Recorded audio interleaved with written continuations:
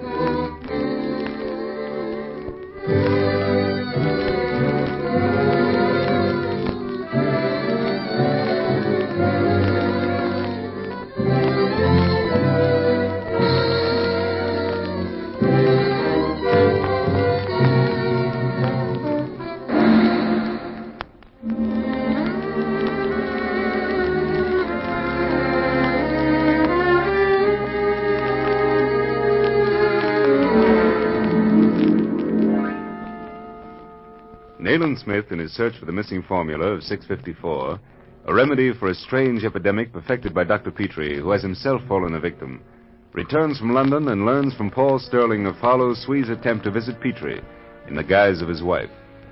He sends Sterling and Weymouth to the Villa Jasmine, Petrie's quarters, where both are overcome by mimosa fumes. And when Smith arrives, he discovers Sterling gone. Smith and Weymouth, pursuing a clue to the mystery, learn that Petrie has died. Smith, returning to the hospital in a cab, is overcome by mimosa gas. He regains consciousness in a vast underground laboratory, where he finds Sterling. Shortly after, a panel in the glass wall opens, and on the threshold stands Dr. Fu Manchu. Greetings, Mr. Smith. It has long been my desire to welcome you to my laboratories. I'd hoped that our last meeting would have no repetition. Surely you must know that I am immune to bullets. I regret that your activities have delayed my plans, but I am still determined to save the world from the fools who have seen fit to elevate themselves to dictators over helpless nations. I presume you know Paul Sterling? Yes, indeed. I was a great admirer of his father, and I do not underestimate his son's great talents. Well, I demand... One does not demand here, Mr. Sterling. How did you know that we'd regain consciousness? Your attempt to explore this radio research room caused the signal to appear in my study. Mr. Sterling, you killed one of my servants at the Villa Jasmine. Good. And because of that, gentlemen, you now find yourselves in China. China? That's preposterous. You left me no choice. I can permit no one to intrude upon my experiments, as you and Dr. Petrie have done. It was a matter of deciding between your death, which would not have profited me, and your services, which may. What do you intend to do with us? The radioactive screen, which protects the intricate machinery in this room, has been released, and you may cross the black lines without fear. Follow me.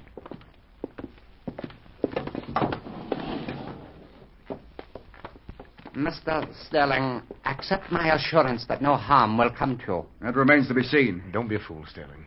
Follow me. No doubt, Mr. Smith, you will be interested to inspect my establishment, which I venture to say has no equal anywhere in the world. I admit I am curious, Doctor. If only to try to stop your fiendish activities through a better understanding. You forget that you will soon join my forces. And once the injection is made, there can be no escape. We come now to the botanical room. Smith. Why, this is wonderful. Yes, it was necessary to recreate a Brazilian jungle in this hall, and you will find many species of plants here for which you have sought in vain in the forests of Brazil. And notice here the brilliant flowers which, combined with the heavy-scented mimosa, forms the basis of the preparation to which you fell victims. I see, but what is the purpose of all this? You will learn the purpose in due time. I have outlined several experiments upon which you will commence work shortly, Mr. Stelling, under the direction of Dr. Herman Trenck. Dr. Trenck? Trenck died 5 years ago. It will be your privilege, Mr. Stelling, to meet under my roof many distinguished dead men. Come with me, gentlemen.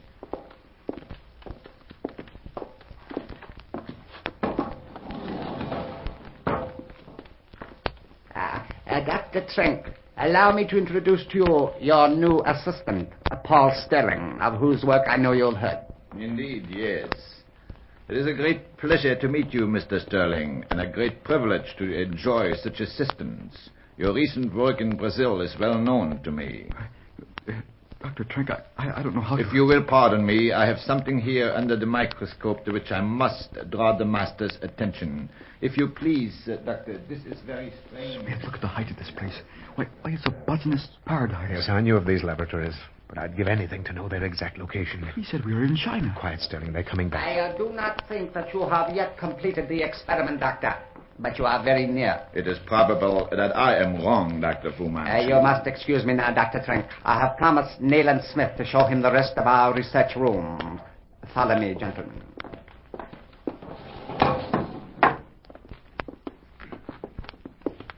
The radio room in which you have recently found yourself is in charge of Henrik Eriksson.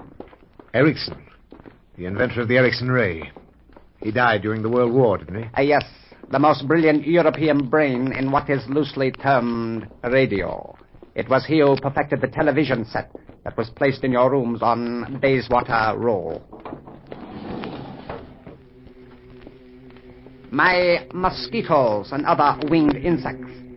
My experiments in crossing several species of insects have been highly successful, as you know by the appearance of the purple shadow. Look, Smith. Here's the ghastly fly that invaded Petrie's laboratory. This is something which might interest you. These wasps are about the size of small birds. And here, the spiders may interest you. Good Lord. Smith, look at the size of it. Yes, the legs have a span of 24 inches. The bones you see in the cage are those of mice, the principal diet of this insect. Smith, look at its eyes. The stare in them. Yes, it's watching us. It is capable of elementary reasoning. But I fear I bore you. Come, I will show you where you will reside.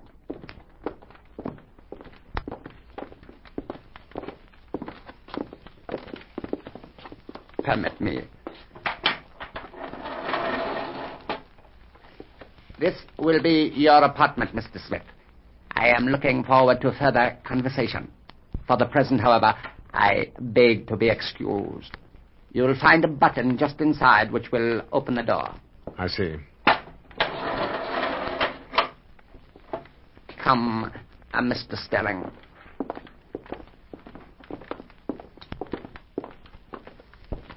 Here. Your rooms, temporarily. The alarm. Something has happened. Close the door if you value your life. I will call you presently. Close the door, Mr. Sterling. Close the door. Florette, where did you come from? Through the panel. Close the door, as he told you.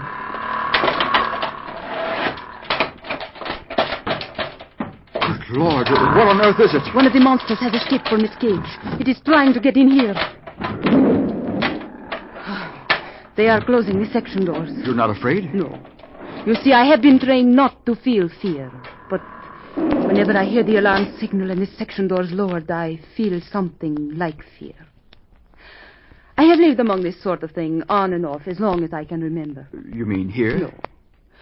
No, I have never been here before, but at the old palace in Hunan, the same system is used, and I have been there many times. You must travel a lot. Yes, I do. Always with a man whom you know as Mahdi Bey? No. but I am with him very often. You see, I have known him ever since I was quite tiny, long before I can even remember. He is very, very clever. No one in the world has ever been so kind to me. But what are you doing in the household of an Oriental? I am Oriental myself. You? Yes, I am Eurasian. But you're Asian, with violet eyes and hair like an Egyptian sunset. You see. You detect the East even in my hair. But you have only a slight accent. That is not unusual.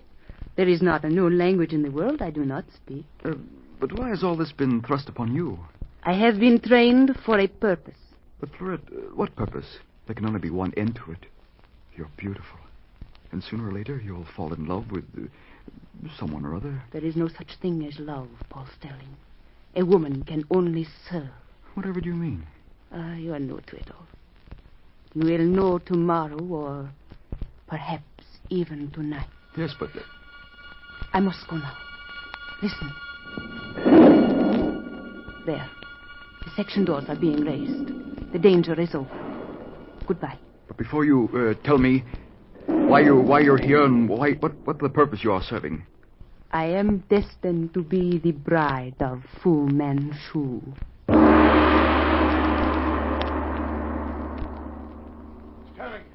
Sterling, where are you? Here, Smith. Oh, thank heavens. For a minute, I thought I'd come too late. Did you have a visitor? Yes, Florette, the girl I spoke to you about. I see. Sterling, unless we can find a way out of here soon, we're doomed. What do you mean? This devil is planning to make us members of the CFAM. You heard what he said. Once the injection's made, there can be no escape. I know, but... Now, listen to me. No doubt he will send for us very soon. Now, if we can do a bit of exploring, we may discover some means of escape. I'm afraid it'll be impossible. He must be very sure of himself if he's permitting us to go about at will. I know, but we must try. Sterling, I've been thinking of Petrie. Yes? I believe that telephone call which informed me of his death didn't come from Dr. Cartier. Do you mean that Petrie is still alive? I don't know, but I mean to find out if it's humanly possible. First, let's get out of here. Come on, Sterling. Wait, someone's coming. We're too late. This is our summons. Gentlemen. Follow Swee.